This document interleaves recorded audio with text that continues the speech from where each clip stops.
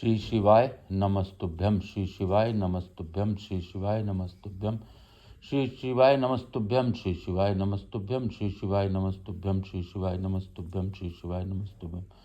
आप सबों को वंदन करते हुए प्रथम पूज्य देव गणपति गणेश जी महाराज का आह्वान करता हूँ। मैं आकाश राजगढ़िया बंसल गोत्रोत्पन्न उमाशंकर नारायण देवी राजगढ़िया का पुत्र सांवरिया बाबा मेरे गुरु सांवरिया बाबा को वंदन करते हुए आज की कथा गुरु आज्ञा लेकर प्रारंभ करता हूँ। मैं गणेश जी महाराज, लक्ष्मी जी महारानी, रिद्धि सिद्धि शुभ लाभ सभी देवी देवताओं से, यहाँ के स्थान देवता, वास्तु देवता, ग्राम देवता, क्षेत्रपाल देवता तथा समस्त देवी देवताओं से अनुरोध करता हूँ उस कथा स्थल पर पधार कर अवैध देवी देवता के साथ इस कथा का श्रवण कर हमें कृतार्थ करें। मैं अपने भोलेनाथ मैया पार्वती व शिव महापरिवार से अनुरोध करता हूँ कि आप इस कथा स्थल पर पधार कर गौर बिंदुरा के रूप में महादेव और मैया पार्वती अपना आसन ग्रहण करें और सभी देवी देवताओं को उचित आसन देकर उन्हें बैठने का स्थान ग्रहण कराएं। मैं आज हम लोग ने कल 18वें अध्याय का पाठन किया था, आज 19वें अध्याय की ओर बढ़ेंगे। कृष्ण कहो गोविंद कहो राम कहो श्याम कहो, कृष्ण कहो गोविंद कहो राम कहो श्याम कहो। आज एकादशी है इस तिथि को प्रणाम कहो, कृष्ण कहो राम कहो। हम लोग आज 19वें अध्याय में प्रवेश करेंगे। बोलो शंकर भगवान की जय।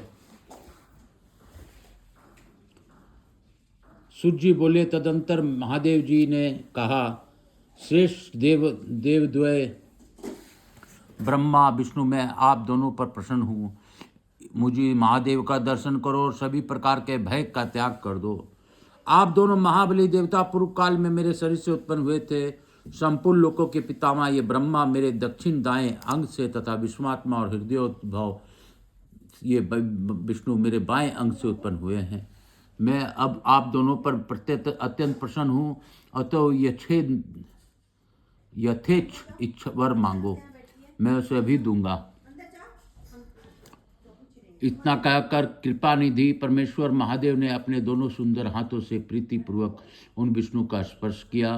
तब लिंग में विराजित तथा लिंग देह सुनिए स्वेच्छा से विग्रह धारण करने वाले महेश्वर को प्रणाम करके प्रसन्न मन से नारायण विष्णु ने कहा, यदि आपके हृदय में हमारे प्रति भाव उत्पन्न हुआ है और यदि हमें वरदान देना चाहते हैं तो यही वर दीजिए कि हम आपके प्रति हम दोनों की सदा दृढ़ भक्ति बनी रहे। हे देवता, चंद्रमा को आभूषण स्वरूप धारण करने वाले महादेव ने ब्रह्मा तथा विष्णु को अपने अचल श्रद्धा भक्ति प्रदान की।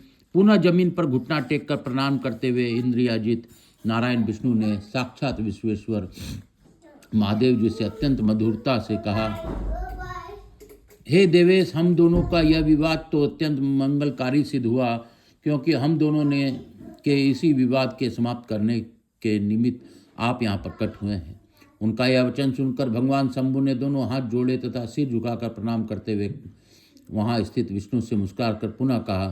श्री महादेव जी बोले, हे पृथ्वी पते, उत्पत्ति स्थिति तथा संहार करके कर्ता आप हैं। हे वत्स, हे हरे, हे विष्णु, आप इस चराचर जगत का पालन कीजिए। हे विष्णु, मैं निष्कल परमेश्वर ही ब्रह्मा विष्णु तथा भव रुद्र नामों से अलग अलग 3 प्रकार के रूपों में सृजन पालन तथा संहार के गुणों से युक्त हूँ। हे विष्णु, आप मोह का त्याग करें और इन पितामह का पालन करें। ये पितामह पाद कल्प में आपके पुत्र होंगे। उस समय आप तथा उनके पुत्र रूप में कमलोद्भव ब्रह्मा दोनों लोग मेरे दर्शन प्राप्त करेंगे। ऐसा कहकर वे भगवान महादेव जी वहीं अंतर्ध्यान हो गए। उसी समय से लोकों में शिवलिंग की पूजन की प्रसिद्धि व्याप्त हो गई। लिंग वेदी के रूप में महादेवी पार्वती तथा लिंग रूप में साक्षात महेश्वर प्रतिष्ठित रहते हैं। हे देवता, समग्र जगत के को अपने में लय करने के कारण यह लिंग कहा गया है। जो विप्र शिवलिंग के समक्ष लिंग आख्या का प्रतिदिन पाठ करता है वह शिव तत्व को प्राप्त हो जाता है। इसमें किसी भी प्रकार की संदेह नहीं करनी चाहिए। बोलो शंकर भगवान की जय। इस प्रकार से शिवलिंग महापुराण के लिंग महापुराण के पूर्व अंतर्गत पूर्व भाग में विष्णु प्रबोध नामक 19वां अध्याय पूर्ण हुआ। बोलो शंकर भगवान की जय, बोलो मेरे भोलेनाथ की जय। काल हर दुख हर दारी धर कष्ट हर। आज की कथा को हम लोग यहीं पे विराम देंगे और बाबा भोलेनाथ को धन्यवाद देता हुआ मैं यही कहूँगा कि आज अल्प में बाबा मैंने कथा की है, जो अध्याय था उसका पूर्ण पाठन किया है और मुझे आपके द्वारा दिया हुआ कार्य के निमित्त जाना है।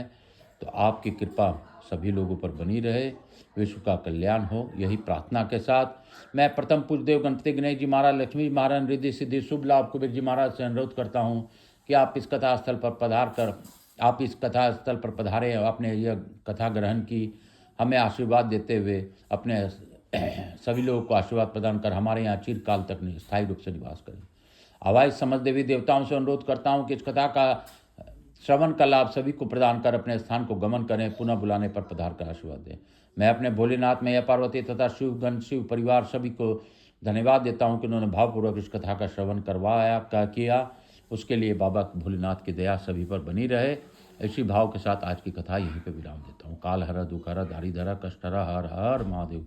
कपूर गौरम करुणावतारम संसार सारम भुजगिंधारम सदा वसंतम हृदयारविंदे भवम भवानी चैतन्य नमामि।